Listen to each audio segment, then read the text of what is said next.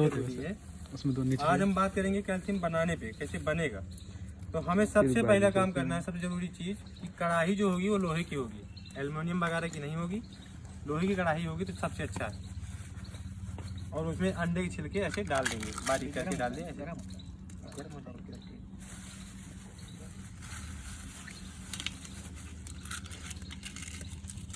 ऐसे वो अपने मन से टूट जाएगा, टूट क्यों रहा है?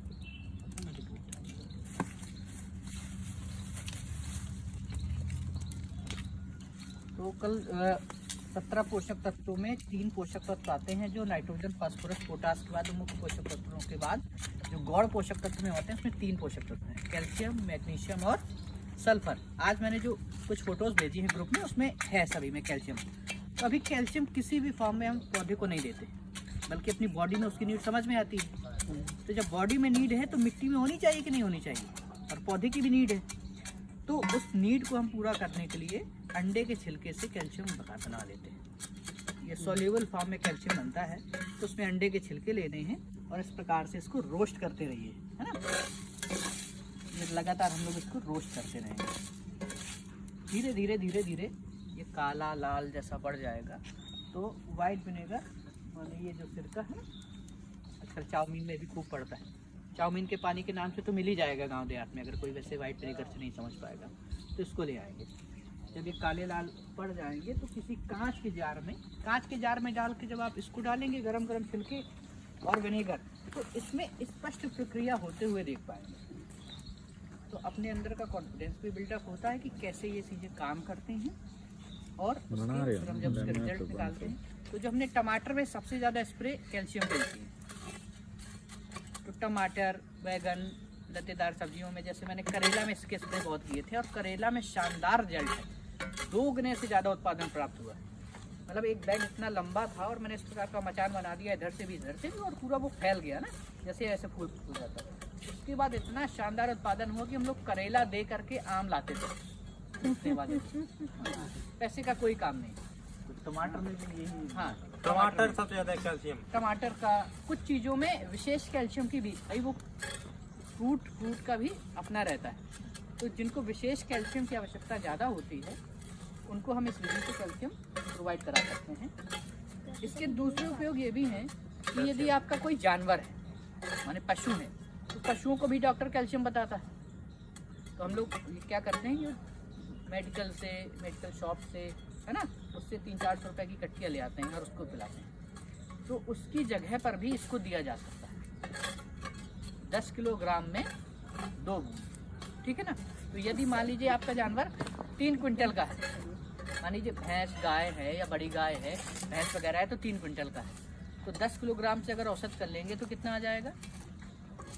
1 क्विंटल में 20 ml, 2 क्विंटल में 40 ml। तो जितने भी का भी औसतन है उसको 1 से 2 बूंद में कन्वर्ट कर लेंगे, और वो दिन में जब पानी पीता है उसके पानी पीने में उतनी बूंद हम मिला दें तो भी उसकी कैल्शियम की पूर्ति हो जाएगी। बल्कि कई आप लोग देखते होंगे जो बड़ी गौशालाएं और रखते हैं ना, वो चूने के पानी से भी कैल्शियम देते हैं, और वो भी ठीक है, चूने के पानी से भी। लेकिन कैल्शियम नीड है बॉडी की, हमारी बॉडी की भी, पशुओं के बॉडी की भी, और प्लांट्स की भी, उन सब की नीड है वो कैल्शियम। और कैल्शियम को अभी हम देते नहीं हैं किसी भी रूप में। यूरिया के रूप में नाइट्रोजन दे देते हैं, लेकिन कैल्शियम का बताइए हम क्या डालते हैं? मार्केट से तो कुछ ला के डालते नहीं हैं, जो भी डालते हैं कैल्शियम दे दिया। तो नाइट्रोजन के साथ साथ कैल्शियम को भी पौधे तक उपलब्ध कराया जाए, ताकि वो बेहतर अपना बौद्धिक विकास, माने उसका शारीरिक विकास है, जो शाकीय अवस्था है, उसके ब्रांचेस की जो अवस्था है, उसमें जो चमक है, उसको मेंटेन किया जाए। और ये कढ़ाई भी इन्होंने कहा था कि एल्यूमिनियम में किसी और के नीचे से लोहे के भूनने में क्या होता है, एल्यूमिनियम में डालेंगे तुरंत वो जलने जैसा लगेगा, लेकिन वो भूनने के लिए जो मोटे तले की लोहे कढ़ाई है, इसमें भुनता आप आराम से है। और जो हमें चाहिए कैल्शियम तोड़ना है, चूँकि हमें उसमें डाल के, तो उसमें ये प्रोसेस जो है तो अच्छी हो जाती है, जल्दी हो जाती है। ऐसे तो तवे में भून लीजिए, कोई क्या करेगा कि ऐसे ही आग में डाल देंगे, लेकिन उससे क्या कुछ होगा नहीं। इसमें क्या है, पूरा कैल्शियम टूटने का पूरा प्रोसेस हो जाएगा, पूरा छिलका पक रहा है जी। एल्यूमिनियम में हो नहीं पाता, एल्यूमिनियम तुरंत गर्म तुरंत ठंडा।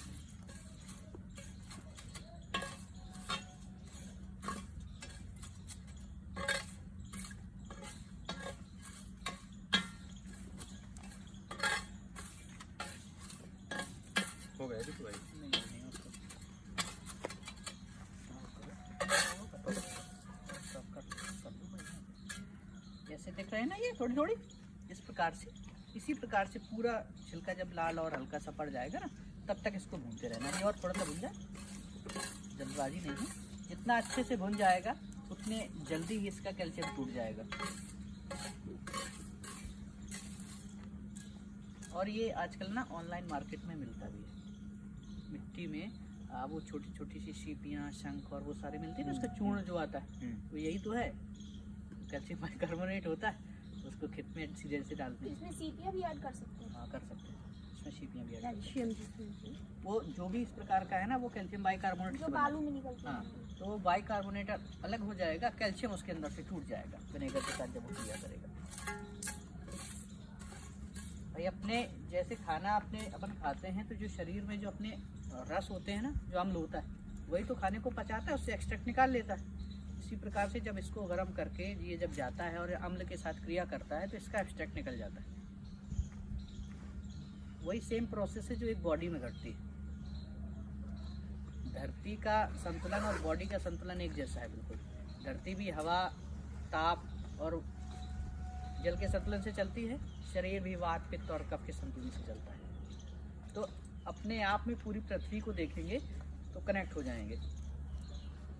एक भी तत्व अगर गड़बड़ाता है, मान लीजिए किसी की अधिकता या किसी की कमी होती है, तो शरीर में एक प्रकार की बीमारियां या एक प्रकार के लक्षण दिखाई देने लगते हैं। कफ बढ़ेगा माने जल बढ़ेगा तो जुखाम और तमाम सारी चीज़ें, वात बढ़ेगा तो एसिडिटी और तमाम सारी चीज़ें, पित्त बढ़ेगा तो और सारी चीज़ें। इसी प्रकार से धरती में ताप बढ़ गया तो ग्लोबल वार्मिंग हो गई, है ना। जल बढ़ जाएगा तो दूसरी प्रकार की समस्या हो जाएगी। हवा का टेम्परेचर, यदि हवा की गति और ये सारी चीज़ें बढ़ेंगी तो दूसरी प्रकार की चीज़ें।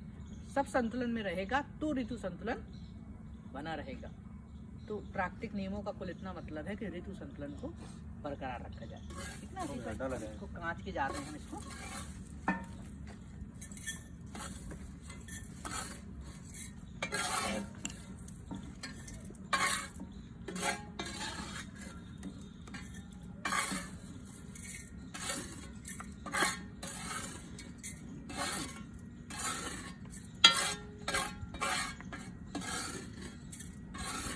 अब इसमें विनेगर का पानी इतना डालेंगे कि ये डूब जाए।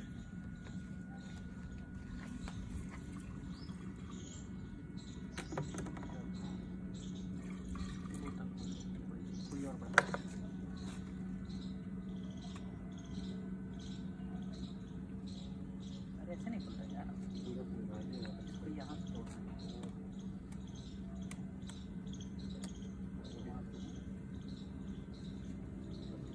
अब आप देखिएगा थोड़ी देर में, है ना, मैं ऐसे लिए हूँ, अब यहाँ से कुछ ना कुछ वो टूटने लगेगा।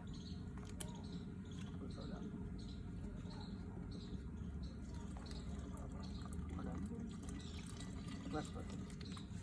अब थोड़ी देर में आप देखेंगे ना बड़ी इत्मीनान से, अब कुछ ना कुछ टूटने लगेगा धीरे धीरे धीरे धीरे धीरे धीरे। देखिए आराम से देखेंगे तो देख सकते हैं इधर से, है ना। ये क्या, ये जो टूटने लगा ना ऊपर, हाँ जा रहा है ना। ठीक है।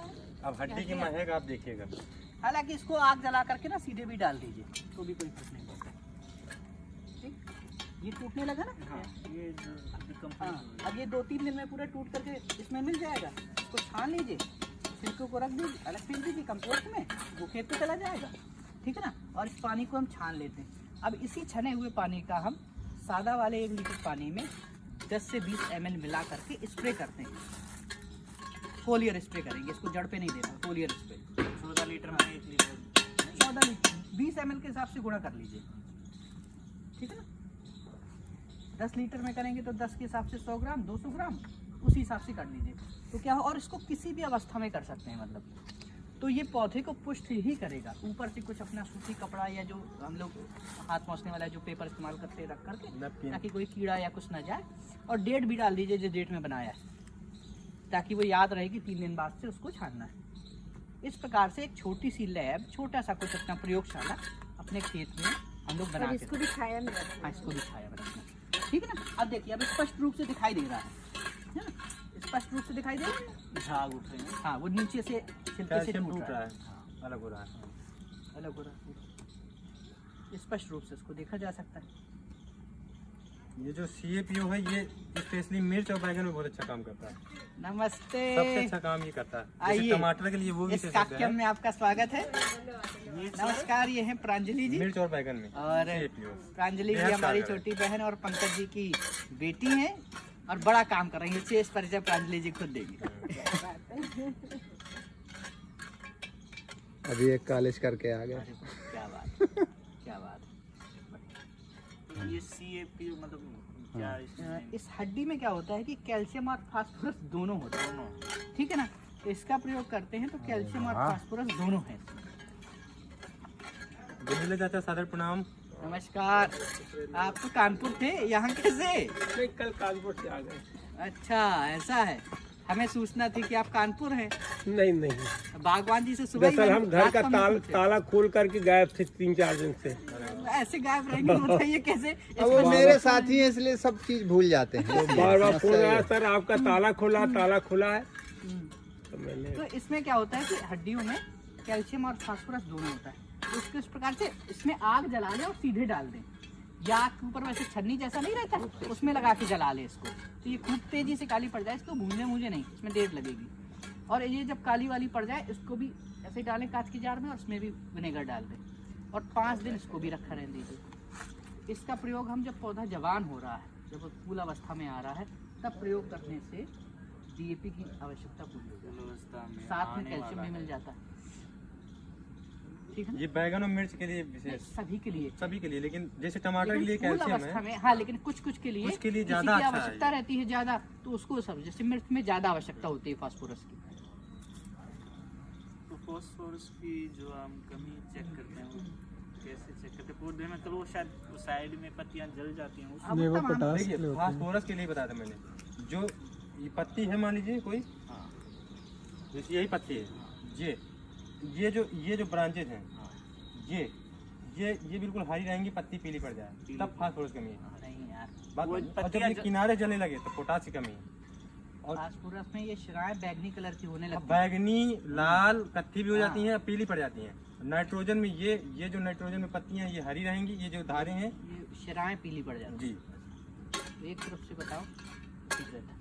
अच्छा, कई सारे अभी उस पर देखें ना, गूगल पे या तमाम चार्ट भी आते हैं, पूरे उसमें चार्ट है। पत्तियां बनी रहती हैं और उसमें उसका कलर वगैरह सब बना रहता है और उसमें पूरा रखा रहता है कि अगर ऐसा लक्षण दिखाई देता है तो ये डिफिशियंसी है, ऐसा लक्षण दिखाई देता है तो ये डिफिशियंसी है। मैं अभी भेज दूंगा आपको, इसको तो है देर ना? लगेगी भाई, इसका- हाँ? इसको देर लगेगी। चलो तो उसको बना रहने दो, वो होता रहेगा, तुम उसको करो, ये समझ में छोड़ दो ये, हाँ, वो सलाह दो, छोड़ बस दो। इसको होता रहेगा वो ये। होता रहेगा, तुम उस पर अब ध्यान दो, है ना। ये मतलब प्रोसेस सेम ही है इसका, इसको जला लेना है, इसको भूनना। अब देखिए पूरी तरीके से धीरे धीरे धीरे अभी चलता रहेगा लंबे समय तक, बहुत धीरे धीरे ये लंबे समय वैसे हड्डियों को कब तक जलाना है? ये काली काली काली हो जाएगी। चलेगी क्या, कालियाँ पड़ जाएगी। लाल से जो भूरे तक में आने लगे, अब देखिए बहुत इसमें काली अब नहीं, स्पष्ट रूप से जैसे ये बहुत काली हो तेजी गई, से पूरी जल गई, दिखाई इतना भी न जले, है ना, हो रही है। काली बस यही- भूरी के बीच में आ जाए, इसी से कैल्शियम निकालिए। तब आपको खुद लगने लगेगी भून गई है। फसलों में भी तब आवश्यक। थोड़ा महक चीजें आने लगी, मतलब स्मेल आने लगी उसकी, तब आप समझ लीजिए भून गई। अब ये जैसे ये पूरी काली हो गई, इससे भी हल्का कम रहेगा, तब इसको तब। इसमें ना आएगी, वो जल जाता है ना, इसके ऊपर तुम एक जाली रखते, जाली के ऊपर ये रख देते, तमाम प्रकार की छोटी छोटी। शिवांश की ओर से शिवांश की ओर चलो, इसको होने तो ये होता रहेगा।